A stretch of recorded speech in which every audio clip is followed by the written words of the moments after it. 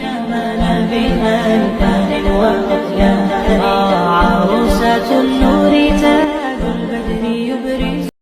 Baik, assalamualaikum warahmatullahi wabarakatuh. Perkenalkan, nama saya Muhammad Wildan Najupri dengan NIM 2411043 dan Prodi Informatika kelas IFB 3A. Pada video kali ini saya akan menjelaskan kultum untuk memenuhi tugas dari Bulisda dengan mata kuliah MKWK Agama Islam. Baik, kita langsung saja ke video kultumnya. Baik, assalamualaikum warahmatullahi wabarakatuh. Alhamdulillahirabbil alamin. Segala puji hanya milik Allah Subhanahu wa taala yang telah memberikan kita nikmat iman, nikmat kesehatan dan nikmat kesempatan sehingga kita bisa berkumpul meskipun melalui media digital. Salawat serta salam marilah kita hanturkan kepada junjungan kita, yaitu Nabi Muhammad Sallallahu Alaihi Wasallam, sang teladan terbaik sepanjang masa berserta keluarga dan para sahabatnya. Jadi hadirin yang dirahmati Allah, pada kesempatan kali ini izinkan saya menyampaikan sedikit kultum dengan judul Indahnya Akhlak dalam Islam menjadi Muslim yang dicintai Allah dan manusia.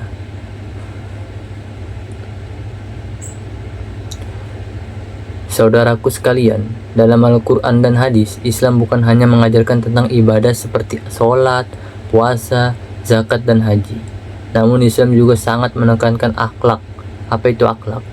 Akhlak adalah cerminan dari kualitas iman seseorang.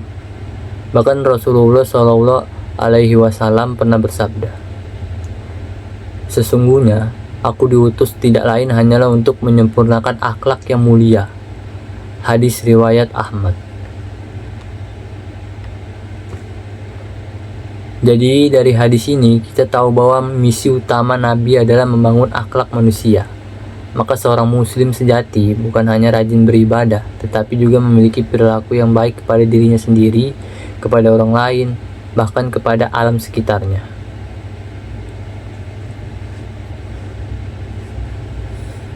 Jadi hadirin yang berbahagia, salah satu akhlak terindah yang dicintai Allah adalah berbuat ramah dan tidak menyakiti orang lain. Rasulullah pernah bersabda, "Seorang muslim adalah orang yang kaum muslimin selamat dari lisan dan tangannya." Hadis riwayat Bukhari dan Muslim. Jadi ini artinya ukuran keimanan seorang tidak hanya dilihat dari ibadah, tetapi dari seberapa aman orang lain dari ucapan dan perbuatannya. Dia tidak membuli, tidak merendahkan, tidak menjelek-jelekan orang di media sosial, tidak memfitnah, dan tidak menyakiti. Saudaraku yang dimuliakan Allah, akhlak mulia bukan hanya perkara besar. Senyum membantu tak minta, memberi jalan, merapikan tempat, menghormati guru, menyayangi teman, dan menghargai orang tua. Semuanya adalah ibadah. Bahkan senyummu kepada saudaramu adalah sedekah. Akhlak yang baik akan membuat hidup menjadi lebih mudah. Orang yang berakhlak baik akan disukai, dipercaya, dihormati, dan dimuliakan dalam pergaulan. Rasulullah pernah bersabda, "Orang mukmin yang paling sempurna imannya adalah orang yang paling baik akhlaknya." Hadis riwayat Tirmizi. Jadi kalau kita ingin menjadi muslim yang kuat imannya, perbaikilah akhlak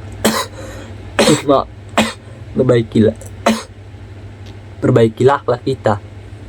Jadi hadirin yang dirahmati Allah, berikut beberapa akhlak praktis yang kita bisa terapkan dalam kehidupan sehari-hari. Jadi 1. Selalu berkata baik atau diam. 2. Menghormati orang tua dan guru. 3. Tidak iri dan tidak membuli teman. 4. Menepati janji dan bertanggung jawab. 5. Tidak sombong dan rendah hati. 6. Memaafkan walaupun mampu membalasnya.